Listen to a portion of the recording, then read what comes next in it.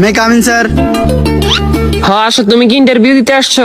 জি জি, আমি ইন্টারভিউ দিতে আসছি। তোমার ফার্স্ট কোশ্চেন বলো তো, এশিয়ার মধ্যে শ্রেষ্ঠ কবি কে? রবীন্দ্রনাথ ঠাকুর।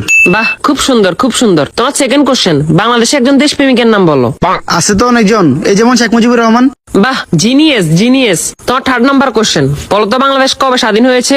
হওয়ার কথা তো ছিল 1948 সালে, কিন্তু 1971 সালে 16 ডিসেম্বরে স্বাধীন হয়েছে। খুব সুন্দর খুব সুন্দর। তোমার লাস্ট কোশ্চেন, বলো তো আকাশে কয়টি তারা আছে?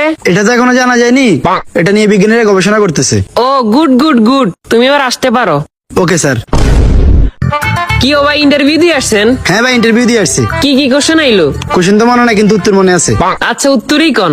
রবীন্দ্রনাথ ঠাকুর, শেখ মুজিবুর রহমান। মাত্র এই দুইটে? না, আরো দুইটা আছে। আচ্ছা কোন?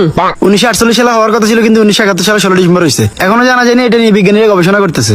থ্যাংক ইউ ভাই, thank you. May I come in sir? আসো। তোমার নাম কি?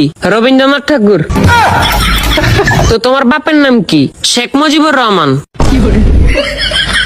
তোমার জন্ম কবে হয়েছে? হওয়ার কথা তো ছিল 1948 সালে, কিন্তু 1971 সালে 16 ডিসেম্বর হয়েছে।